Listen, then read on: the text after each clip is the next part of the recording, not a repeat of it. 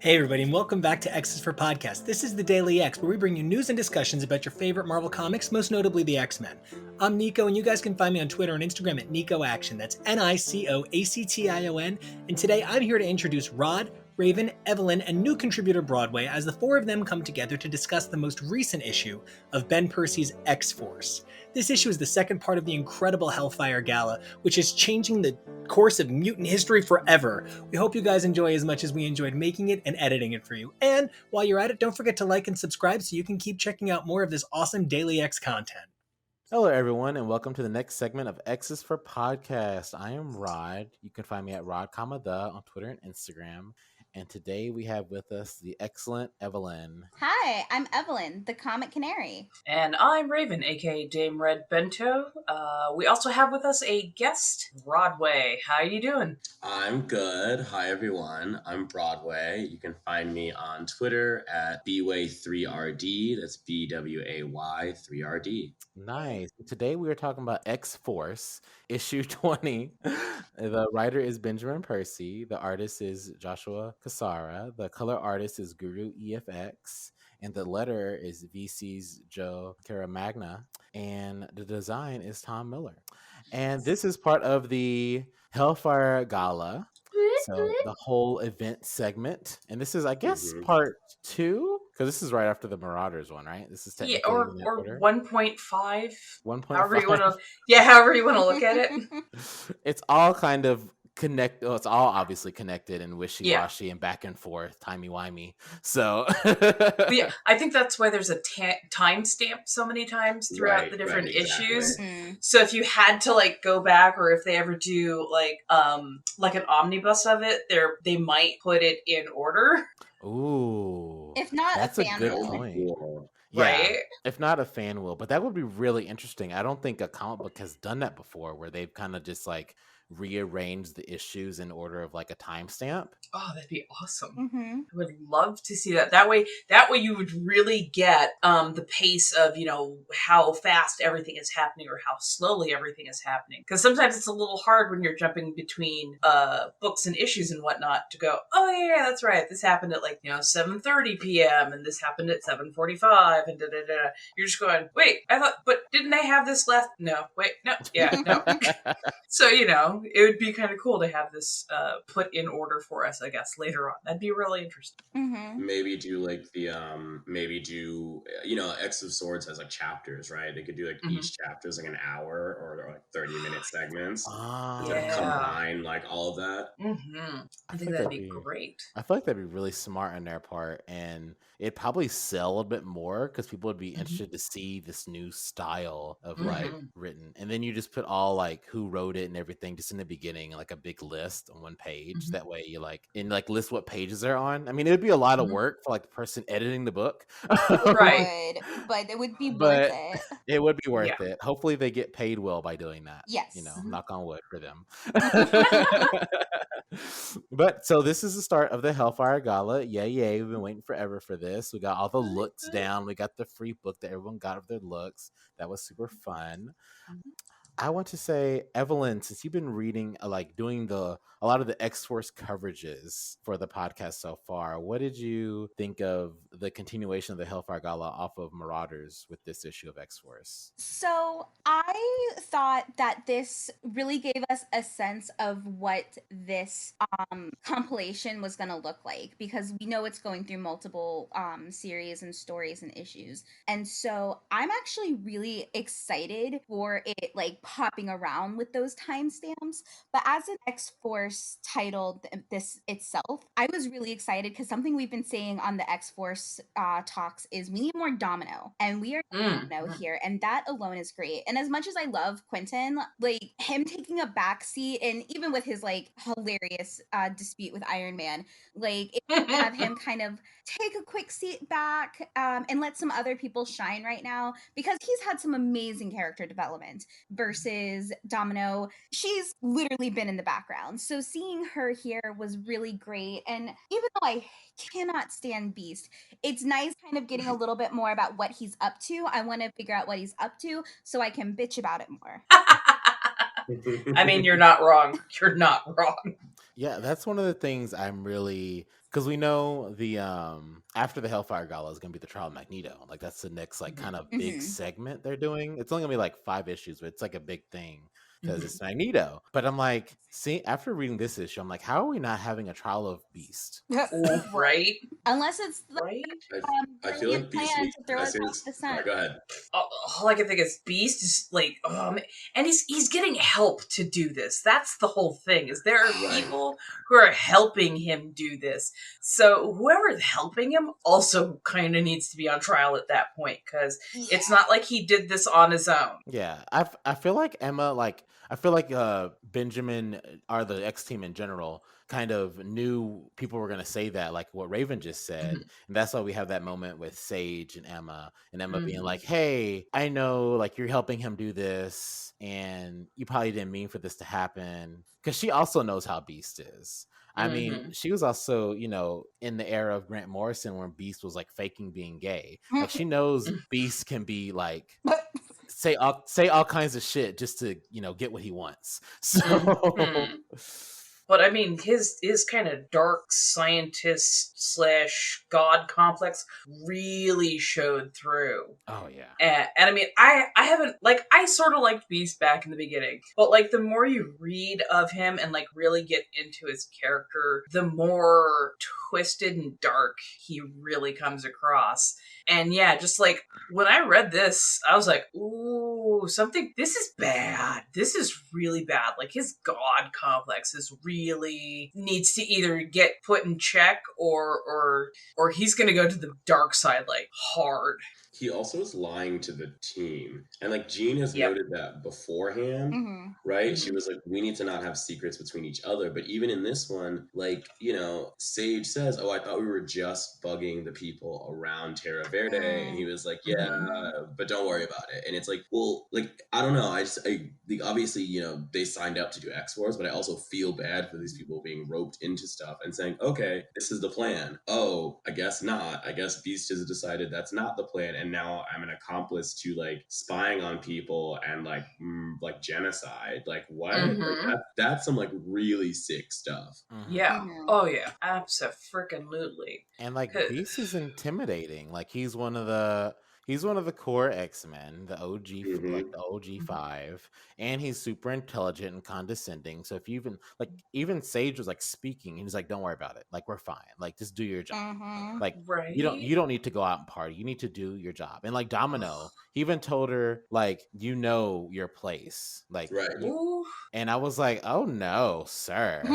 Right. I'm amazed she didn't like drop something on his head out of the sheer bad luck of it. I'm like, I mean, he literally called her a field agent, which is like, it's like that's her job, but it's the way in which he said it, where it's like, oh, you're communicating a lot. There's a lot of subtext there. That's like A+ shade. Don't forget, you're a field agent. It's like, what? Yeah, she's important though. That doesn't like, ugh, he's so icky. Ew, ew, ew. I hate Beast. I'm sorry. Yeah. He's the worst. Yeah, Oh, yeah. Yeah. He's quickly becoming my least favorite on so many different levels. Just oof. And credit to Percy for doing that so well. Like, Oh, I yeah. really like. Oh, yeah. He sucks in all the right ways. Right. You're like, I'm trying to look for the good in him, but honestly, like the more he talks, the more I understand why Colossus wanted to cave his head in. Yeah. Right. And why his girlfriend like literally put him on the ground. Like, holy crap, dude. What? Oh, Like something. No. Yeah, so something we've been talking about in like a lot of the X-Force discussions is we're pretty sure this is leading to a Dark Beast moment. What do you guys after like reading this whole thing? Do you think that might be leading there? Oh yeah. I mean, I've been saying that since like almost the first issue of X-Force. So I was like, oh, so we're gonna lead into Dark Beast.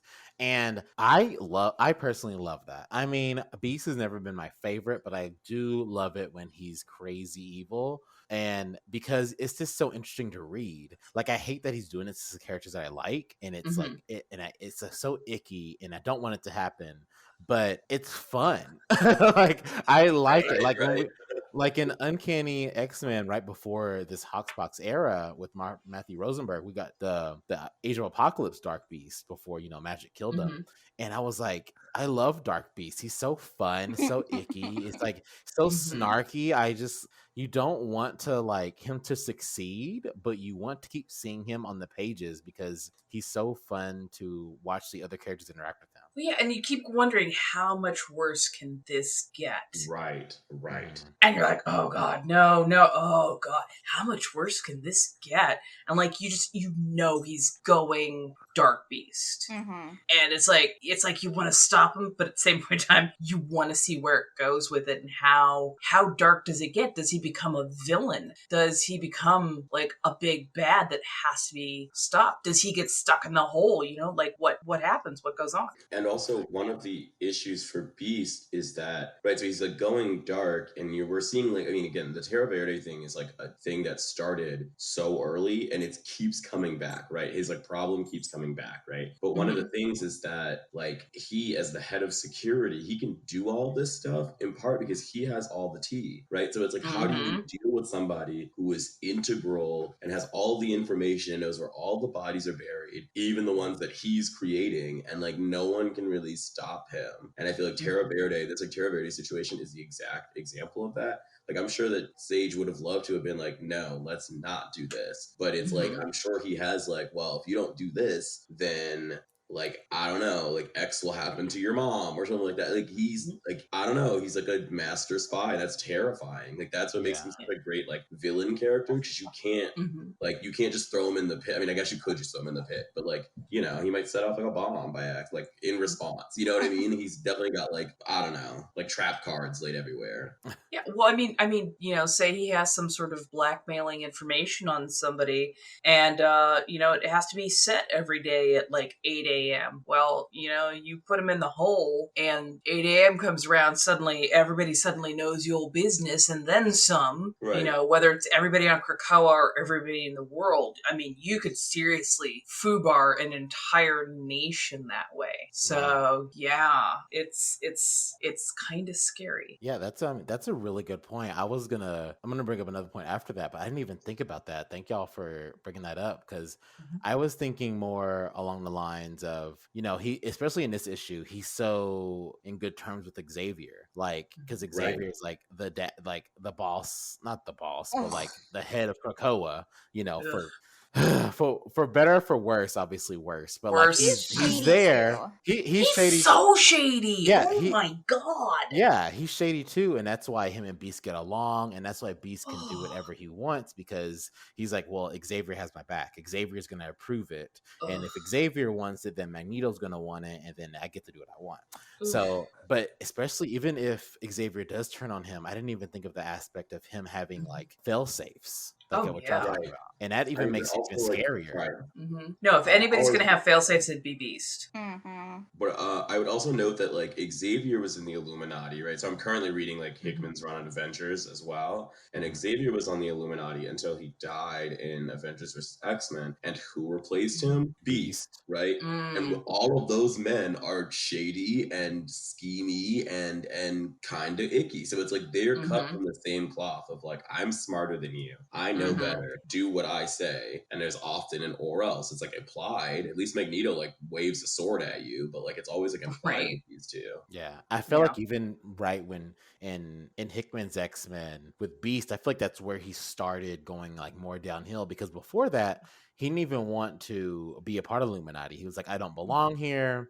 This isn't what I don't want to do this. He was trying to be more on the straight and narrow more aspect of it, because he knew he had the darkness in him. That's been addressed before, obviously. I mean, even in the Age of Apocalypse, we saw he goes dark in certain scenarios. But especially, that's a good point, bringing up the Illuminati. I feel like that kind of sets something in motion. And I feel like that's the kind of Beast Hickman is like, that's what Beast is going to become.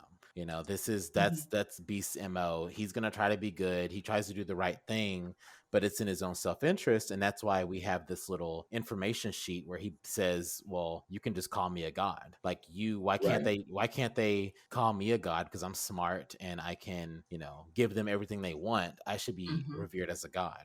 Yeah. Yeah, it was the way he said it that just made it so creepy. And like you could see that it was going to go dark. 'Cause he's like, we're offering all of these, if God were to come down from heaven and say, I could give you, care and food and, watch over you and protect you, you would fall to your knees and thank him. But when I do it, people question it. I'm like, ooh, no, honey. Oh, no. No. Ooh, that's a megalomania right there. Yeah, and that. super insecure too, which is like that's the thing I noted. Like I'm looking at it right now, and it's like, swap out the celestial figure with a certain blue furred mutant, then suddenly everyone is opposed. Well, yeah, because you're not a god, but also what's going on? Like why? Like he's got some weird insecurities just about like, being himself, and I feel like that's part of it, right? Like I don't know, his He's psyche's a mess. He needs he's to be always had that though. I think right. that's part of his his DNA to not Yeah. be not to be ironic term or punny or whatever. That's always been his thing. He's like, I don't want to be this. I want to be human. I don't want to look like a cat. I don't want to all his Right, transformations. exactly. It always messes with him. I feel like the only time he was like kind of happy without wanting to change himself, ironically enough, is when he was with Abigail Brand, because she liked him being like blue and everything, because she is part alien and mutant, and she's dealt with all that, so she saw nothing strange being with him, because he's actually better looking than a lot of the people she's met. So Well, I mean, like the more I go back and look at Beast's backstories and everything, I realize more and more he's a raging narcissist. Oh yeah. He needs to be praised, and when he's not praised, it really rubs him the wrong way. So I don't even think it's just insecurity. It's the fact that he has to be praised as being the best or the smartest or, the only person in the room who actually knows what's going on kind of thing. And when he's not, it makes him go darker and darker. Just like any other narcissist. If you don't pay a narcissist enough attention and give them enough praise, they become very dark, toxic, destructive people. And that's really the route he's headed. oh yeah.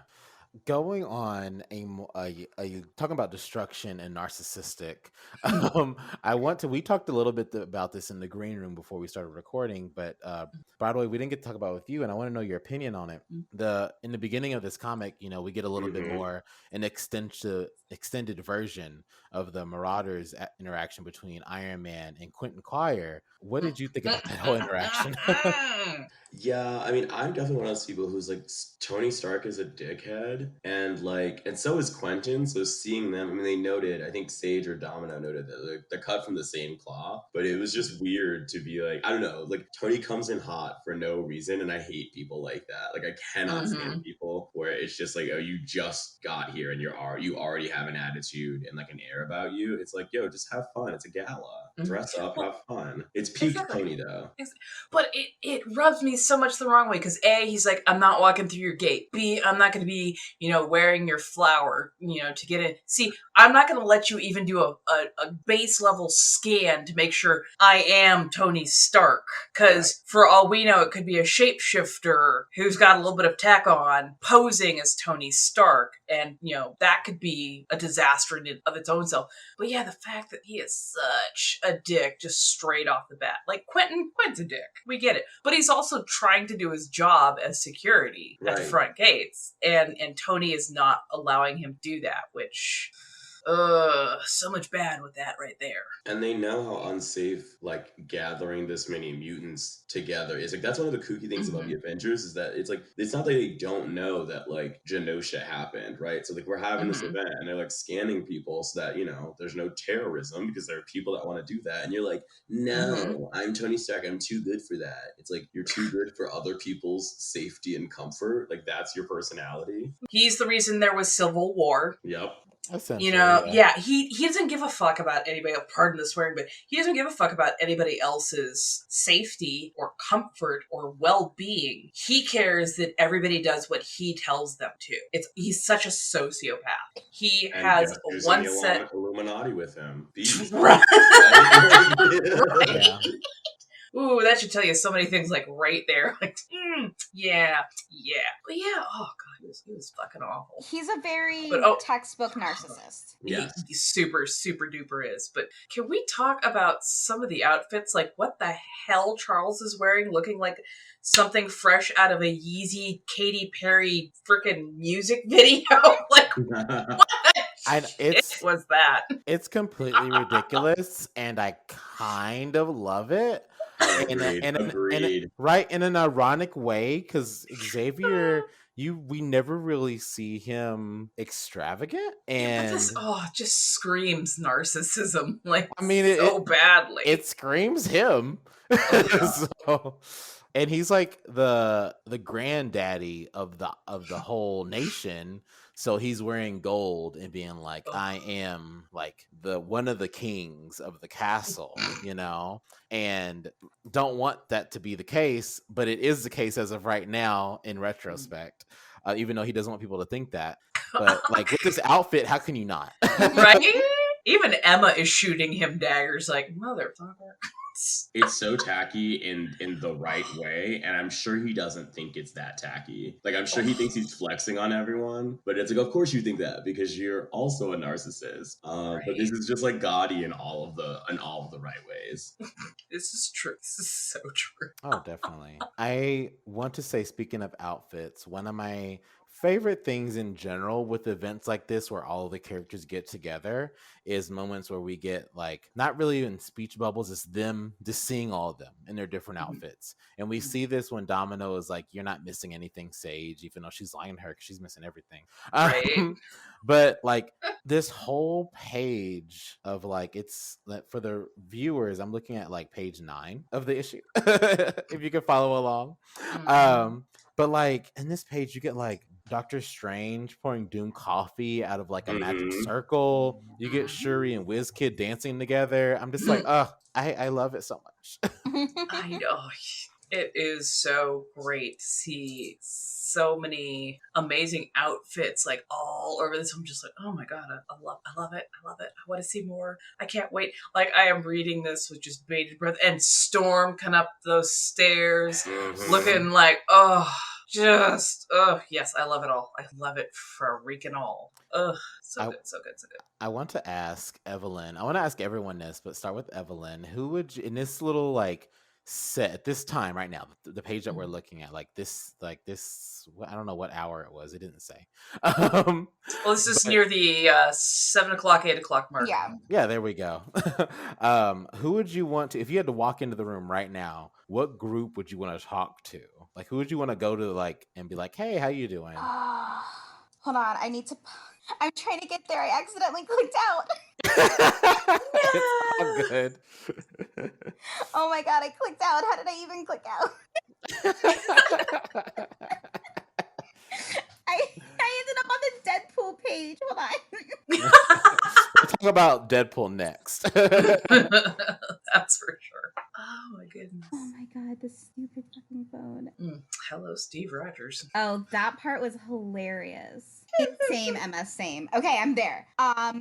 Okay. I had to get a quick refresher of everything in the room. I mean, yes, Storm looks gorgeous, and the whole like thing from like Steve and Doom that we know happened in Marauders is like probably the aftermath right there. But like just seeing like, I don't know, it's kind of in between WizKid and Shuri dancing. I think that's Shuri. Yeah. Oh yeah. Okay, yeah. So WizKid and Shuri dancing, which just seems bomb. Or Doctor Strange pouring beer for Doctor Doom. Like, I would be like, have a mug like, hi.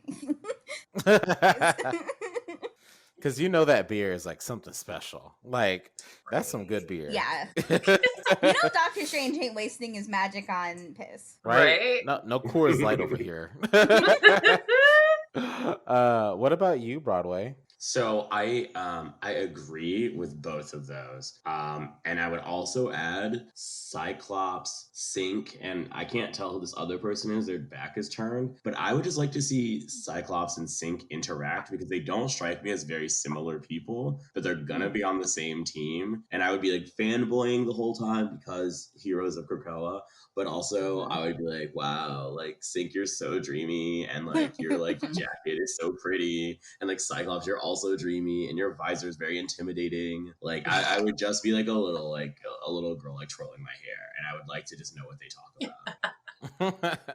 I love that. That I didn't even think about them being there, but that would be really fun. What about you, Raven? Yeah. Oh, girl, you got to ask me where I'd be. You know, I'd be up with Mystique and Rachel, being like, "Thank you, Jesus. I'm here with my little goth girls. I'm gonna be over here just." Finding out the tea, seeing if I can join the team. What do I need to do to become a super spy and shit? Like, I would totally be with Rachel and Mystique, just hanging on the edges and talking shit. And petting amazing baby. Aw, amazing baby. Right? She's like pulling him along. Come here. Right. Oh yeah.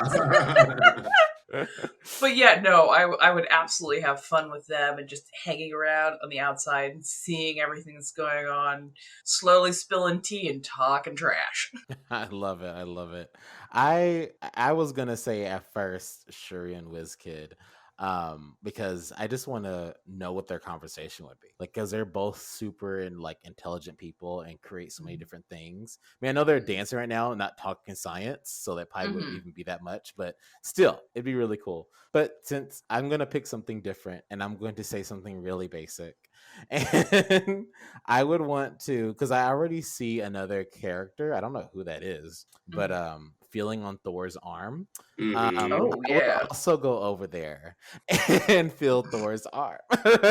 I'd be like, well, I'm next after whoever this person is feeling on him, because Thor wouldn't mind. Thor does not care. He wants you to admire him. He wants everybody to touch his body. So I am sure you'd be asking him if you'd like to see a thunderclap. I am sure Odin's son is very generous in bed, honestly, because he has all kinds of people coming back for seconds. So Making it rain. Right, I'm sure he's very good. I mean, he has thousands of years of practice, so you can't be bad at it. You have so much practice. One would hope. Like he could definitely send me to Valhalla. Like I'm okay with You are worthy. And I love that he has there's the lady touching his arm, but there's also these 3 other women who are all there, and it's I just love that that's Thor's vibe. Yeah. I think even multiple man's like, oh, good. Right. Yeah. I'm at least allowed to look. Speaking of someone that needs to go to Valhalla and needs to go away for a while, Deadpool. Oh my god, I love him. I love him too. I knew he was gonna pop up in X-Force at some point because we saw that cover, and he is just the whole fight between him and Wolverine, and then saying who's the little spoon and big spoon. Oh my god, that was so that was so perfect. Like, of all the people to pop up uninvited, and very much uninvited for a frickin' reason, but. Oh my god, I died laughing because he really did do some serious thinking on how he was gonna get in. Yes. Yeah, and I like how they play with the continuity. He's like, "Well, I'm a mutant." It's like, "No, you're not." "Well, I'm an honorary mutant." I did appreciate that a lot. Mm-hmm. Yeah, I love it when they make fun of the retcons, because it's like he is technically a mutant until they didn't make him not a mutant anymore. And I liked when Deadpool was a mutant, so I think it makes sense for him to be a mutant. I wouldn't invite him on Krakoa because he could not cause destruction. But he should, in my eyes, just like with Wanda, they're both still mutants. So yes, I mean, in my mind, Franklin is also still a mutant, and Charles Xavier can go fuck himself. bad. But that's yeah. borders top. Right? Oh my god, Charles is such a dick for that one. It's like, dude, he's a kid. Like, what the fuck is wrong with you, old man? Uncalled for. Seriously. And speaking of, I just want to take a moment. I like to do this, obviously, with any issue we talk about, the art in this issue. Because the way, hold on, let me see. The way Joshua and Guru do to the Mhm. faces of Emma and Sage and Domino. Just they show every emotion that they're doing, like excitement, depression, just like annoyance. And then they make Emma, just like with Beast, when they black out his eyes, and they blacked out her eyes and like made her look more sinister. That was just a chef's kiss. I just truly loved that. It was amazing. They I feel really like did them all just really well So done. good. Yeah. And I would say that Joshua's okay. This is a very weird thing to notice, but he has a really good mastery of Beast's eyebrows, because like Beast is always wearing these glasses to be sort of menacing and mysterious, right? It's very villainous of him, but you can really see the way in which Beast, just like the little micro expressions, right? Like I'm looking at, I don't know what page this is. It's the one where they like discover the like right after they realize that there's like Terra Verde diplomats, and he's like standing there, and it's like cutting back and forth, but in the middle there's a little panel. It's the one where he like shades it's the field agent comment, but there's just this like levity in his eyes and this like sort of pettiness, right? And then it changes immediately after to him sort of focused and furrowing his brows and being like, I know exactly what I'm doing. Like it's very confident, very pompous, but it's like that sort of thing that like it blows my mind that somebody can like really do that. We were playing a drawing game earlier, and I can't draw, and so like when I when we showed each other our drawings, it's like, oh, like none of us are talented at this. And then like you see somebody like Joshua Cassera, and you're like, I don't like, your brain works in a way that like I cannot even conceive of, because he's just a talent. Oh, Like, yeah. exponentially. The art was so good.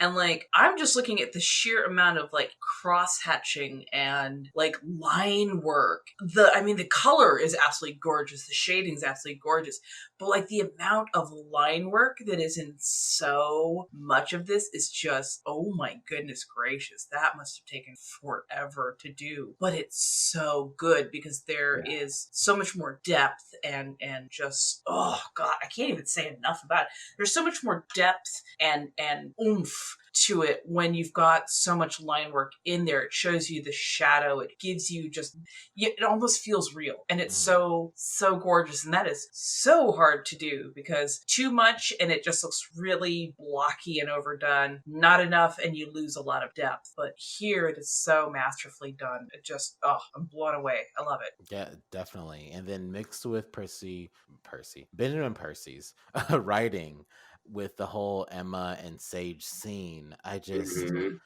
didn't know that I wanted Benjamin Percy to write Emma. And now I'm like, can Emma, she doesn't belong on X-Force at all, but I just need Benjamin Percy to write Emma some more, because this was so fantastic. I loved the way she interacted with Sage, and that she like shaded Beast, but then like without even really saying anything. And just, it's just so Emma. It's quintessential Emma. Like if I wanted to explain Emma Frost to someone, this would probably be some of the pages that I would show them, because it's like, this is her. She's reading the room, she's planning, she's super intelligent, she knows what's happening, and she doesn't even have to use her telepathy to even figure it out. That's just her own intellect. I love it. Yeah. I love it. She kept calling Sage darling, and it's those little things that just give Emma that air. Like I just love it. Like, what's happening here, darling? Like I can't even like say it the way like she said. I can like hear her say it in my mind. It's just perfect. Exactly. Yeah. It's like the most dangerous lesbian tango ever, and I'm here for it. Like, oh my god, you are playing a dangerous game, Sage, and I am so gonna watch. Like, oh, so good. But yeah, calm, cool, calculating. I love it. Oh, definitely. I want to say at the end of this issue, we know that Beast's plan backfires, as it usually does. What plan doesn't of his? He's super smart, but never finishes a plan that doesn't get, fucked up. So this plan gets fucked up, and the plant zombie people are hacked and are like exploding, with plant stuff all over their body. Who do y'all think is hacking them? Like obviously it could be the world's your oyster, because like so many people want to take down Krakoa just for existing. But who do y'all think is taking over like Beast's plant? Who do you think knows it and is taking over it? Well, do you want my guess? Yeah, go Raven. Horticulture. Oh. If anybody was going to be able to develop the technology to, mutate or have a covert plant, pun intended here, but have a covert plant that, activated when, certain chemical components touched other certain chemical components, such as water to the face or whatever, I would think it would be horticulture. And we've seen them in, Curse of Man Thing. Yes. So we know that they're alive and well. We know that they are still trying to, slowly wean out the bad seeds of the world, as it were. And what better place to do that than a gathering of the nation's, leaders, ambassadors, people who are deep into politics and whatnot. And, who's going to get blamed for it? Frickin' Krakoa is going to get blamed for it. The mutants will get blamed for it, but who's not going to get blamed for it? Horticulture. So, yeah, I mean, my guess is that they have a hand in this. Yeah, I mean, I would definitely agree. I would say they even have a vendetta against Beast because he did capture their technology and kind of use them, and they could have found that out and be like, well, let's go get that, blue hair, crazy animal and show him what's what, Does anybody else have a different answer? Because horticulture sounds like a perfect answer, honestly, but there definitely could be more perfect answers. Honestly, that was going to be my answer too. It just fits so well. I saw some of the covers, so I know a character that is involved. No spoilers, but it doesn't seem like they're the big bad. I feel like horticulture is the central force behind this.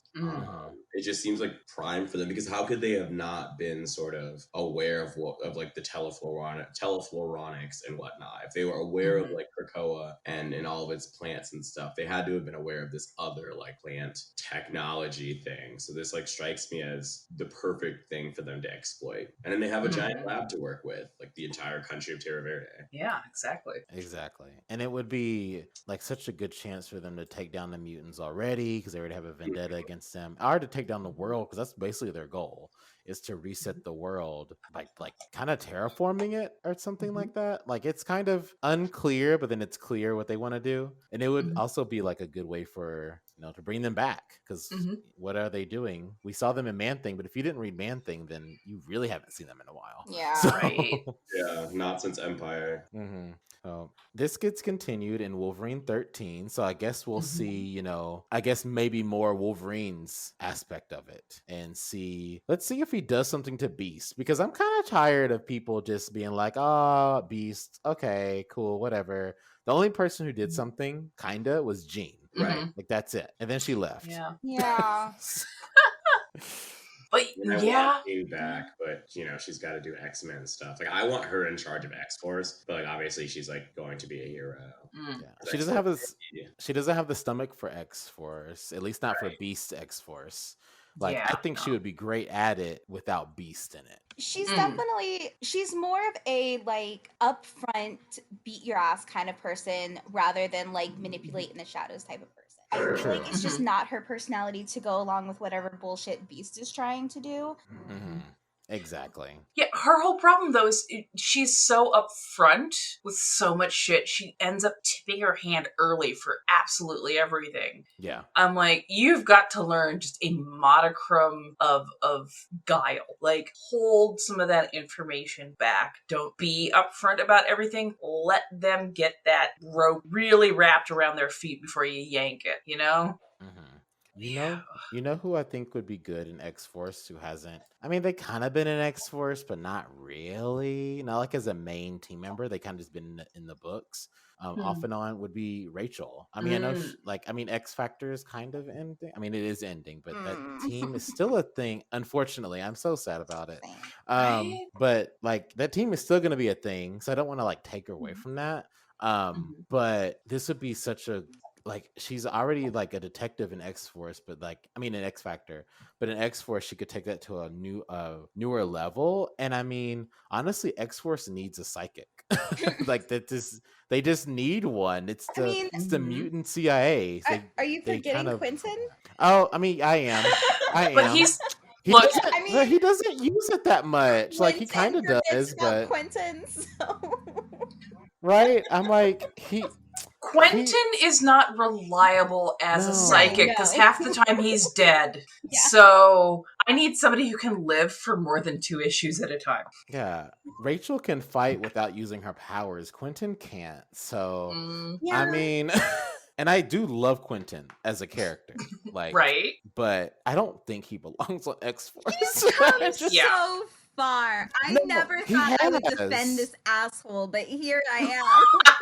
Oh no! I mean, I love him, and I'm not saying he shouldn't be. You know, I think he needs to be on a different team because I think X Force is just isn't his. He could grow X-Force more. is too dangerous for him. Yeah, and I feel like he could probably develop his powers better in another team. What team? No, I don't know. Maybe, New Mutants, because they mostly stay on the island.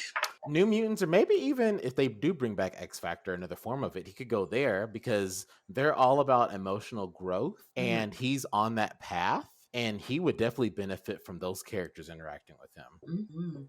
Or it would drive him back to being like the type of person he used to be, potentially. I can see it going backwards for him. True. Because if he doesn't get called out enough, then like bluntly, then he might regress. Yeah, exactly. And like that's almost why I think he does fit so well on X-Force, because he is almost like forced to be a better person and like forced to like put his money where his mouth is, you know? X-Forced? Sorry. X-Force. Exactly.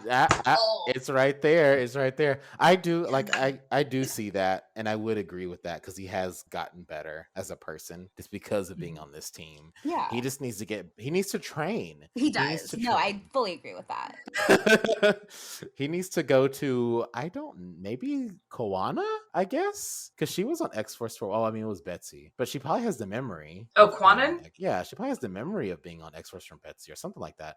Like someone that's psychic needs to train with him. Maybe Rachel. I was just about to say Rachel. That would solve our problem. There we go. Yeah. And she has the patience for it. True. That'd probably be the hardest thing to do, is find somebody who has his kind of power set who could be patient with him. Yeah, because Koana would probably just kill him. So, yeah. She's like, you know what? Yeah, I'm just going to stab him a little bit. Yeah. He would make an off comment about stealing bodies, and then she would just kill him. She would just be like, I'm done. I just bring him back, put him in the queue. I'm done. All right, y'all. So we got off topic, but not really, but like a little bit. But that was. Does anyone have any final thoughts about this issue 20 of X-Force? I think this is going to be very interesting to see who hacked Sage's fungal network and how this is going to go.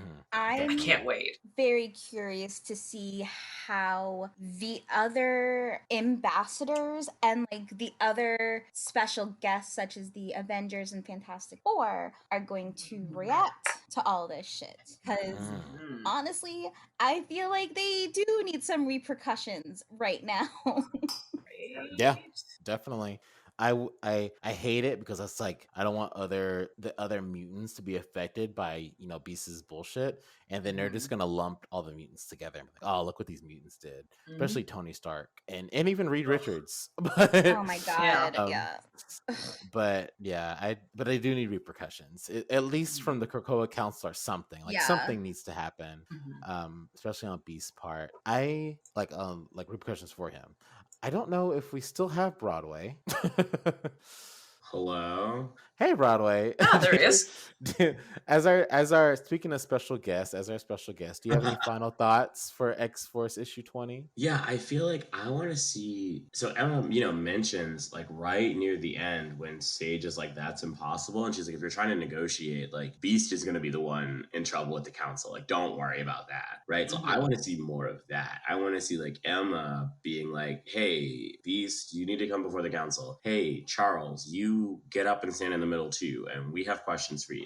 Like I want to see the like congressional oversight hearing for like Beast and Charles Xavier, because like this is insane. And now that like somebody with authority is aware that this is insane, like someone needs to act on it, because again, like you can't just be decimating populations of people and just doing this with like no regard and having like Quentin's bodies everywhere. Like what is going on? Like Beast is objectively the highest security threat to Krakoa besides Orcus. Honestly, yeah, Krakoa is getting a lot of like enemies to it because of X-Force's mistakes. Yeah. So. Hey guys, if you like that cut from X's4 Podcast, you'll be sure to like some of our other materials. So don't forget to like, subscribe, and check out these other amazing videos here at X's4 Podcast.